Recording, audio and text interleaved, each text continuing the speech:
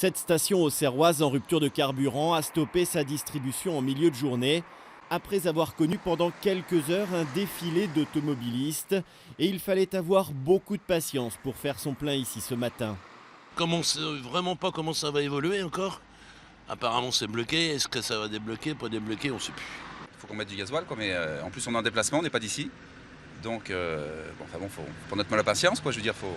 Et cette situation, vous l'avez déjà rencontrée dans d'autres départements, vous n'êtes pas d'ici justement? Ouais, moi je suis de la Vienne, mais avant j'étais à Bourges, et à Bourges aussi pareil, on n'avait plus à mettre de gasoil, pas du tout. Cette autre station à la sortie de la ville a elle aussi été prise d'assaut toute la journée. Face à cette situation, la préfecture en appelle au bon sens des automobilistes. Il n'y a pas de problème d'approvisionnement en essence sur le département de l'Yonne.